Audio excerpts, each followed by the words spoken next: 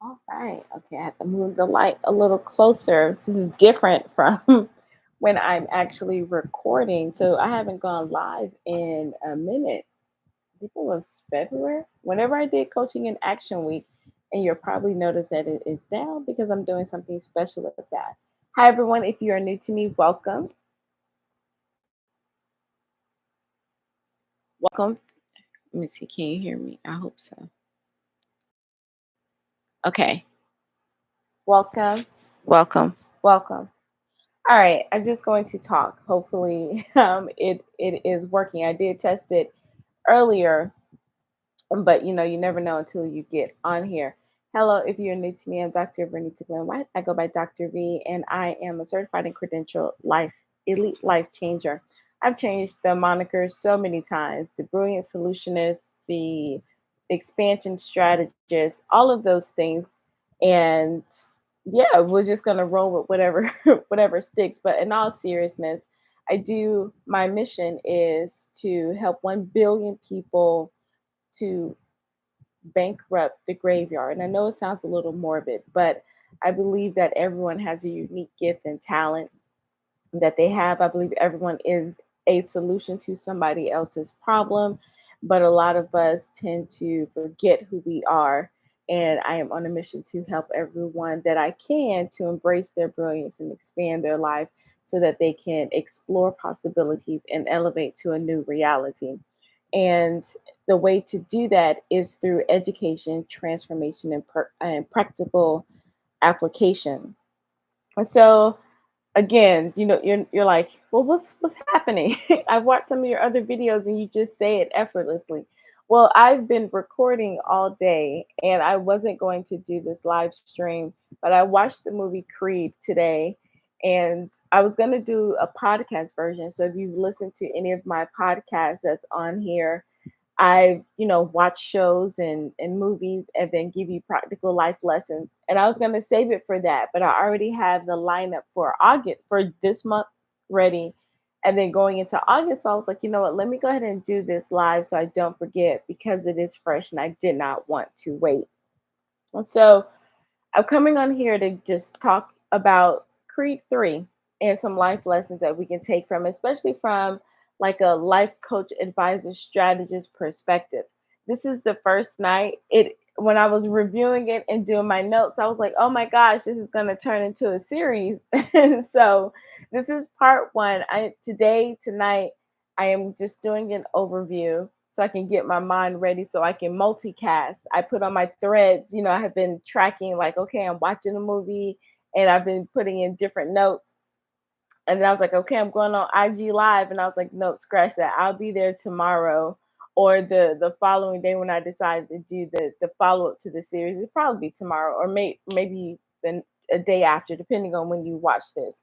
But I was like, my mind just wasn't ready for a multicast. To broadcast across channels. Like I usually have my whole setup and everything. But anyway, let's get right into it. So I am going to, like I said, I have notes, but I'm going to talk to you just a little bit of, the casual part of it before we get into some heavy teaching. Like I'm usually behind watching movies, and I do that on purpose because I don't want to, be into all of the hype, or I don't want, my thoughts to be persuaded by what I heard someone else say, this, that, and the other. So, I mean, yeah.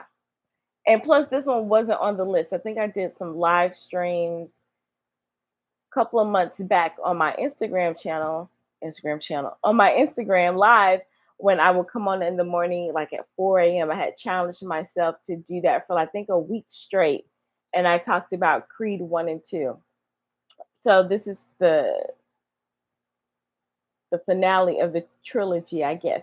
So my overall thoughts, and this, if you listen to my podcast, I don't typically recap the movie, because it's like you've seen it. I'm not here to critique it. It's not a reaction to the movie. But in this one, I thought Michael B. Jordan did a good job with being a director. When I was an undergrad, I took a kind of cinematography type course where we had to analyze the film with the music, the camera angles, all of these different components. And who knew that I would still be drawn to that after my undergraduate years? And I know I probably look young, but I've been out of undergrad for a minute. So I've still been connected to that some way. Like I'm always drawn to that. So that class had a tremendous impact on me. And who knew that I would relate this to personal development, use it for personal development and personal growth.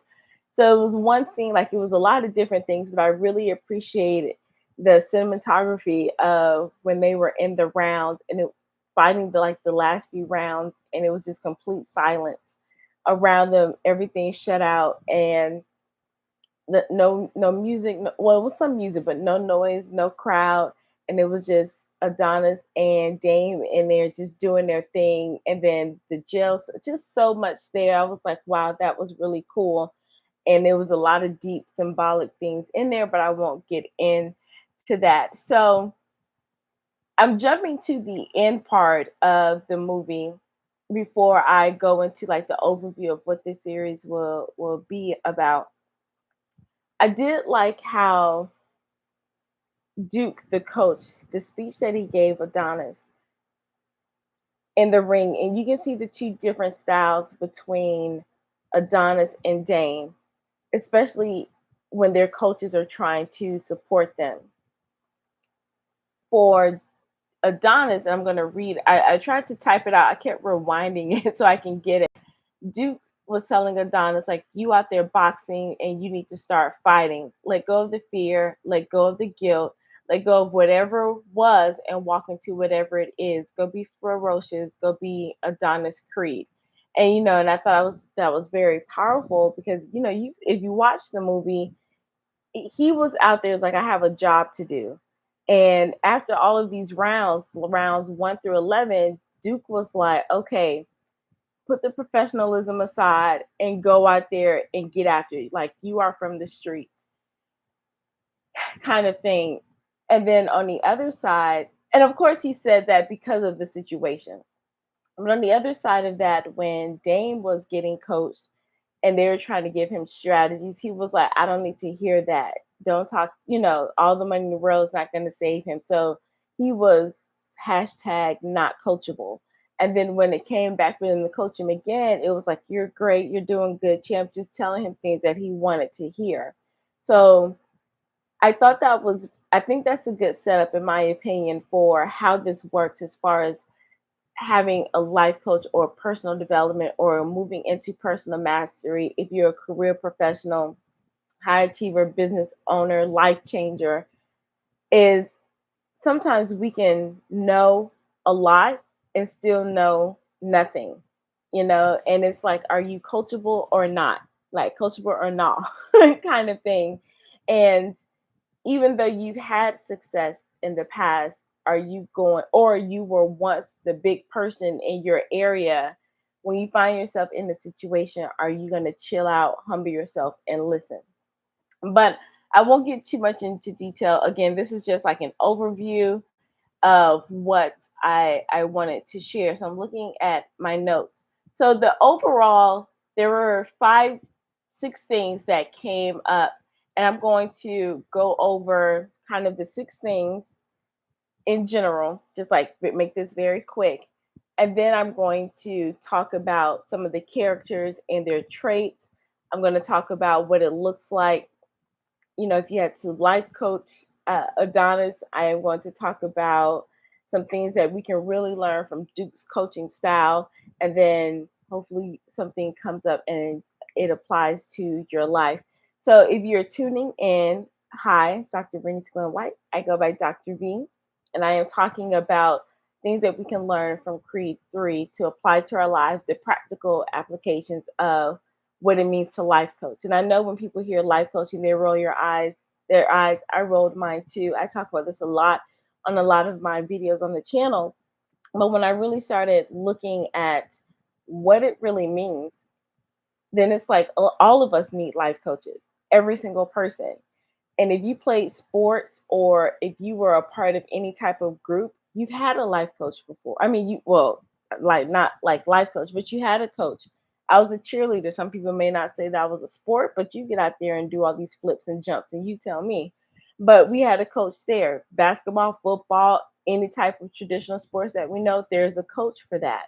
There are business coaches, and it's interesting when people are like, "Well, I'll get a business coach, but I don't want to have a life coach because that's too woo woo."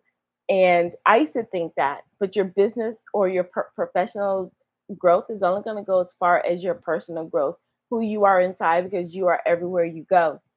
Let's say you decide not to have a business anymore, then what are you going to do? Right? Because the business coach is not going to transition over to being your life coach. Now, there are some great business coaches who understand the power of mindset, but mindset is just the surface of what a life coach can do. We look at your overall, well, because it's a very different industry outside of like education. If you didn't know, my background, have 5 degrees in education, leadership, mathematics, and the umbrella of science, technology, engineering, and mathematics. So it's those are regulated, had certification, had actual tests by the board, and all of those things, and license and certifications, things like that. But it's not like that in life coaching or a lot of coaching. Yes, you can go to like IFC or whatever, but it's not like it's a state kind of regulated thing. So people can just be like, all right, today I'm a life coach. But anyway, forgot what I was about to say. So, but I wanted to let everyone know that you've had coaches, and my target people that I really, well, they're drawn to me. And at first I was like, well, I'm gonna focus on these people because I'm that person. But then I started getting clients that were drawn to me that fit this model. Is everything is pretty much good. They've gotten multiple degrees, and not saying that you have to have multiple degrees to work with me, but it's like it's the mind of someone who has multiple degrees, who've been traditionally trained and traditionally educated, is because we've always had that system, that structure, the strategy, the framework, the support, and we always knew how to go, the accountability with the lessons. And it's like when we get out here in life, it's like, well, what? And it clicked because we don't have that same thing. Not saying that we can't be successful, but once you've been in that model for so long, it's almost like you need to continue it. All right, so I digress. So the top things that I want to talk about is embrace the power of resilience. If you listen to any of the vidcasts, I call them the video podcasts that I talked about, resilience is in every single one of them. And I was like, I am tired of talking about being resilient, but you have to be. And if you're not resilient, I've learned it also to call it like your bounce back muscle, or people say your get up muscle. But it's not just being resilient, it's also your character and how you act when you have to bounce back up. So, yes, a lot of people say, I've been, set up for a comeback, to whatever that saying is. And I just got up and dusted myself off. But you can get up bitter, angry, resentful. You can move through life bitter, angry, resentful, but that's not a quality life. So you don't want to just focus on just bouncing back. You want to focus on what is my attitude, my mindset, my posture when I get back up.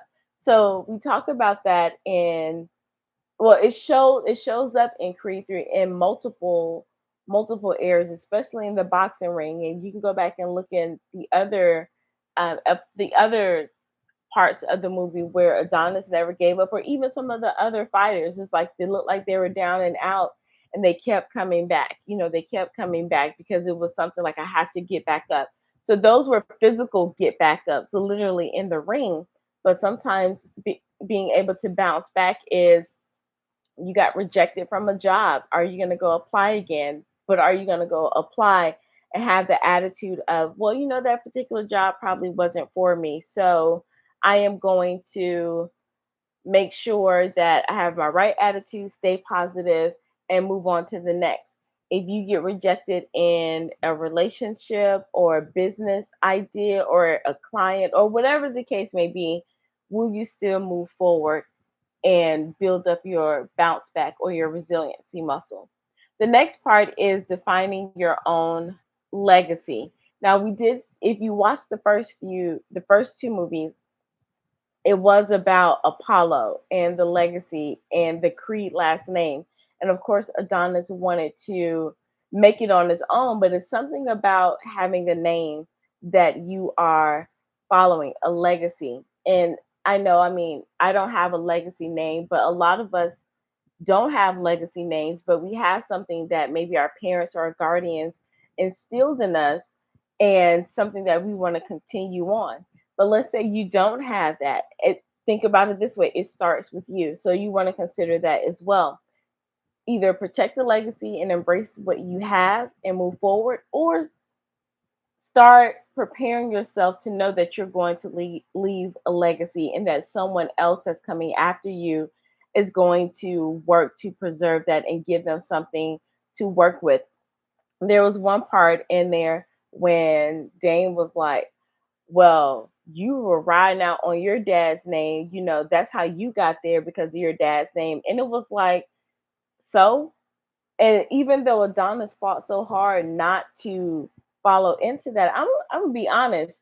Let me have had a famous or a wealthy or an elite name. I am rolling all up in it. Of course, it's easy to say because I'm not. We've seen stories where, children are like, I want to do it on my own. But I believe that there are more who just roll into it. I'm not going to say any particular names, but come on now. I'll say it for myself. I don't think there's anything wrong with it because even though Adonis got the chance because of the last name, he still had to own he still had to do his part. So the name got him in the door, but it was his character, his work ethic, and his discipline that allowed him to stay in there. So either you're going to defend your legacy or you're going to define it. And I think that is important for especially high achievers, career professionals, small business owners, for you to really define what your legacy is and put you don't let people label you or say, oh, well, you look like you should do this, or this looks like what you should be doing. I think you should go down that path. Sometimes suggestions and guidance are necessary, but then a lot of times we know deep down inside where we need to go. And it is our job, it is your responsibility to make sure that you are defining that path for yourself and moving forward. The next thing is to look at role models and mentors. I will say coaches because when you get a particular age, and I heard this from someone who coaches, and it made so much sense because it's like people are always like, "Well, can you mentor me?" And it's like I used to mentor kids when I worked at a summer program, or even when I was a college professor. When you are at a certain age, and this is just me, you can comment if you agree or not, if you disagree. Now it's time to invest. Your role models are going to require some type of investment depending on what level you want to go in. A lot of us can have role models from afar. That's why YouTube is great, that's why books are great, that's why courses are great. But when if you want somebody to pour their time and energy and their knowledge into you, it is going to require an investment. I know in the career space, when you get a mentor, it's not like a paid thing. However, they want to know, are you worth their time, especially in the corporate space. When you get a mentor or a role model, they don't have time to drag you along, right? So you want to make sure that you show up and provide value to them as well. So that's one kind of exchange. And then when we're talking about role models and mentors as far as coaches, I think it's disrespectful for you to want someone who's operating in this business to just sit there and just tell you everything without you investing first. It's like, especially if they already have resources available for you, but you just want to call and just get all that you can or keep asking them questions, that's doing a disservice. So it's like, if someone's doing hair, if you know someone that does hair and that's their business, and you ask them a question about your hairstyle, whatever, and they kind of tell you what it is, or you say, look at this, and they say, or like, can you fix this little piece? And they're like, okay, then you come, well, can you just do my whole head, just kind of figure it out? And it's like, I do this for my livelihood. So why would you expect for me to do this for free just because you might know me or whatever? So I'm not saying that you always have to pay or invest in your role models or mentors, but I guarantee you there is a difference on how people show up when they are compensated. I'm just saying it's different how people show up. And sometimes it's like some really, good coaches or mentors, if you show up in a way that's providing value for them, a lot of them may not accept your payment or your investment, especially if that's like not their thing. But don't get it twisted. It's just be prepared. So I know that was a little ramble, and it's probably not something that you were expecting as it relates to coaching, and I'm not coaching, role models and mentors. But just know when you get over a certain age, as in, I'm going to say like out of your 20s, and you want people to really, really show you, guide you, and all of that, you might want to think about an actual investment. So, but you can leave your thoughts on there and let me know. Another part, and we'll deep dive into this when we start talking about the characters, getting over self-doubt. That is something that showed up, and it shows up in different areas. And all of the characters, in a way, it shows up. But really with Adonis, and starting what I talked about at being at the end, at the last fight with Duke coaching Adonis in the seat before he goes finish the round, he had to tell him to let go and remember who you are. Sometimes we feel guilty about moving forward or having opportunities that someone else had. And then that started playing a trick in our mind, like, oh, maybe I don't deserve to be here. And that's really something that annoyed me with Dane, because it almost made me not like Jonathan. I was like, he's a character, he's a character. But real talk, and I told this to my sister, I was like, I know people are like, well, don't forget where you came from, remember this, and you want to go back to your community. And I was like, I'd be doggone if somebody come in and want to question or challenge what I have going on, especially when I have scraped, scratched, crawled, bled, cried to get to the point where I am. And I'm gonna say this, and I don't know who needs to hear this, but you don't owe anybody anything. And I remember I used to feel that way. I'm not saying that I didn't grow up wealthy or anything like that, but we just had blessings and favor in our family. And I was raised by a solo parent with help from my grandparents. But people thought that my sister and I just had it like that, and we didn't. But that was just the favor, and things will always come to us. And I remember feeling guilty about things like having been easy for me. Now, this isn't part of it, but this is for somebody I feel led to share it. When things have been easy for you, and then you see people who probably on the outside they have it quote unquote better than you, but they're struggling, and they kind of make you feel bad in a way, or question like, well, how are you not struggling when I have more than you? Now, they may not say those exact words, but it you can tell, right? And then at first you might brush it off. I know I did. And then you start thinking like, wait a minute. I am well, maybe I am supposed to struggle. Maybe it shouldn't be this easy. Maybe they're right. And so it gets trapped into your mind. I know it did for me. And it's like I didn't realize how far down I had placed myself just so I can relate or not feel like I was above anybody or better than anyone. I don't think I act that way anyway. There's it's when I do, but that's on purpose, and that's to prove a point. But I've grown since then.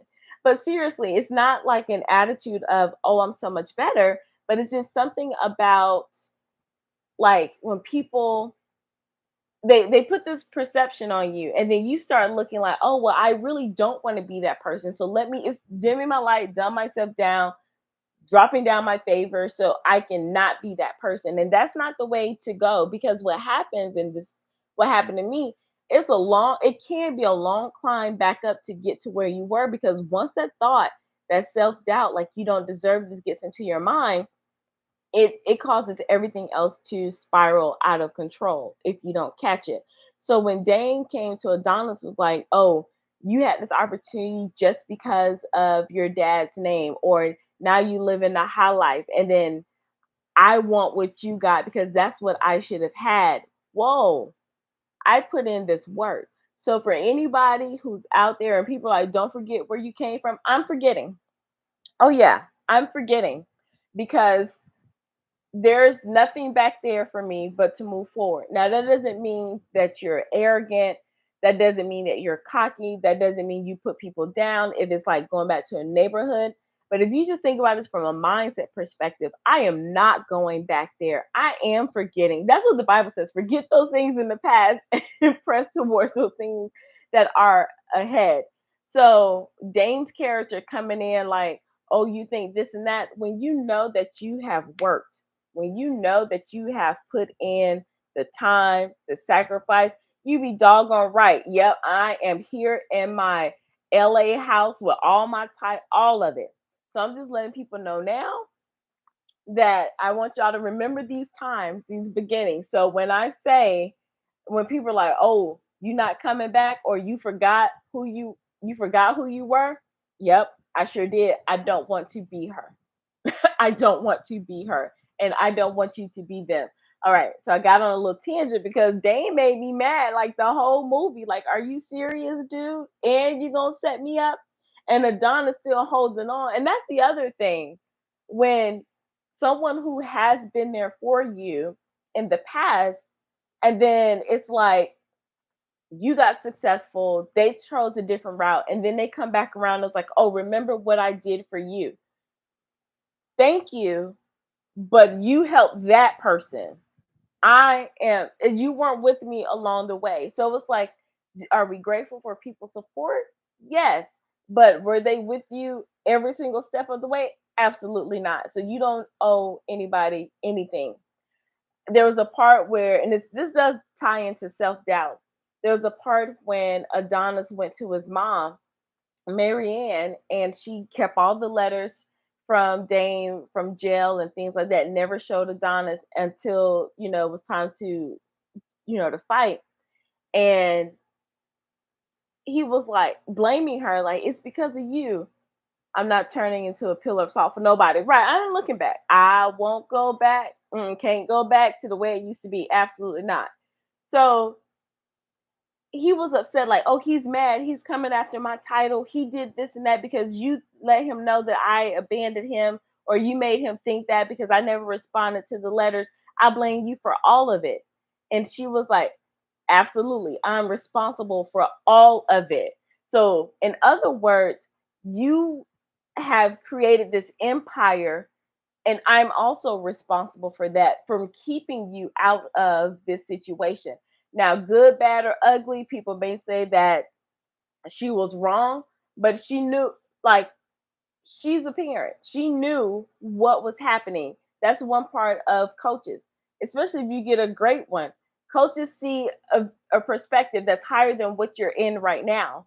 So a good coach will be like Marianne, the mom, right? You can blame me for what you're feeling right now, but let's look at this entire picture. If I didn't push you to this point, or suggest that you avoid this area, then you would not have had that particular success over there. So if you're gonna blame me, make sure you blame me for the good too. So he was doubting because there was something in him felt like he owed, or he didn't really deserve to be where he was because he ran, he got out, and Dame stayed.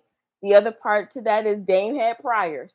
So it's, you got to be careful who you idolize, because we don't they don't always show us the real story or what's really behind the scenes. So yes, he had the gun when he got caught, but he probably wouldn't have spent that much time had he not had a few other things. See, this is going to be good when we start breaking down the characters. All right, so another thing is balancing ambition and relationships, and I'm going to wrap this up because I'm already getting hyped, and I need to go to sleep. And so balancing ambition and relationships, and one of the scenes where Adonis, and goes for anybody who wants support, and you're like, all right, what does this have to do with my life or my business? excuse me. Oh, excuse me. My life, business, or career. I'm pretty sure you dealt with self doubt. Let me go back over them for if people who are just coming in. So I'm pretty sure you had to embrace some sort of being resilient. I'm pretty sure that you had to define or defend some type of legacy in your career, business, or your life, whether you're building up one for yourself or you've had one that's been passed down to you from a family or something similar. Seeking mentors and role models, that is important wherever you are in life, whether it's in the professional space, the entrepreneurial space, uh, life, relationship, whatever, you do want to seek role models and mentors. But then I also said, if you want the highest quality of support, you will start investing. I'm just saying and put it out there. And then the other one, I just said overcoming self doubt. Everyone deals with that. And then balancing ambition and relationships. That's a tricky one. And that's also where it is helpful to have high end support, like a coach. And again, I'm only talking from a perspective of a holistic life coach, looking at multiple areas of your life. But if you want to laser focus in an area of business, of fitness, of relationships, you can get a coach there. So for a life coach, I look at between five, and I've discovered 15 more areas. Well, it was 12, and then I've expanded. So from between 5 and 15 areas of your life we can sit down and say we're like take an assessment because I'm an educator. We just because you have an idea, we need to see what makes sense. And then it's like, okay, we have a plan for you. Let's put some things in place. Let's work through some things. Let's dig up that dirt, dig up that soil, and get you to the place where you are now. You're putting the pieces of you back together. You're understanding you. And then if you're like, well, I want to go deeper into my business development. Okay, I'm not going to sit here and fake the funk like, oh, I can help you build your business. That is not my area of expertise. Can I hook you up with some beginner things? Absolutely, because that's part of what I do. However, I want to hand you off to the people that can take you and run. But you may still have me in the background to make sure that you're still operating at full capacity. All right. So when it comes to ambition and relationships, life coaching helps you do that. It's like Adonis, he was like, I want to build this empire, and then doing the promoter thing, this, that, and the other. But then when the other fighter got hurt, he wanted to put Damon to fight Chavez, but then it's like he was on the fine line between I want to make a name for myself as a promoter and then messing up his relationship with Duke, the gym, and even the trainer of Chavez. So it's like, okay, I really want to grow this, or I really want to succeed in this area. It's going to cause me to do some things that I probably haven't done or shouldn't done, but is it worth the risk of this relationship? Now that's something like it's easy on the outside to be able to say, oh, focus on your family or focus only on your business. Like something has to suffer. Only you, when you talk with a life coach, only you really make that ultimate decision about which one is it going to be. Can you have it all? Absolutely. But I think it was Shonda Rhimes that says, but you can't have it all at the same time. So you just have to pick one. I know for me, I chose ambition over relationships. Sometimes I look like, oh man, was that the right move? But hey, we're not going back. I told you I'm not looking back. So I chose ambition, and so I got 5 degrees, right? But then some people were like, well, I chose to, have a family, and that's cool too. And then they've gone back to school later in life if they chose to do that. Or some people in the corporate space, like, I want to go be a CEO by the time I'm 40. So I gotta, go up this ladder. So I'm not gonna say it's a right or wrong, but you just have to be comfortable in your decision, and in whatever path you take, go for it full on. Adonis learned from his mistake. It wasn't the right one, the what he did. However, he saw it all the way through. And sometimes you just got to pick a lane and you're not going to know. And I think a lot of us who have been traditionally trained, especially like in college, it's always like it has to be right. And it's not, and no, it doesn't. and we're so afraid to fail, and not like fail in life, but it's like, am I gonna fail the test? Because there are no redos. But we have to remember, life you get to redo. Now it may not be the same exact test because Adonis, when Dame knocked out Chavez, it was a done wrap. It was like, oh man, I done really messed up here. This was not the move. Well, you learn from it and then you move on. So it's like it course corrected. And that's what we have to do. That's where the ambition and the relationship comes from. It's like you pick one and you hope for the best, get a strategy around what you're going to do, and then it will course correct. Because although it turned into a tragedy per se, Adonis was still able to keep his relationship with Duke. He was able to keep his relationship with the trainer of one of his proteges, and his protege still looked up to him. So I think I want to end there. I'm checking my notes before I get too excited. There's so much we can talk about. There's so much that we're going to unpack. Luckily, Adonis had the power to correct his situation. This, yeah, the situation, absolutely. And yes, he did have a way to correct it. And I think, like I said, we are our own solutions in a lot of cases. And I think we do have a way to correct our situations, but we have to remember how powerful we are. And of course, the movie was really quick. But if this was in real life, I wonder, like, how long did it take him to realize that he had the power to do that, right?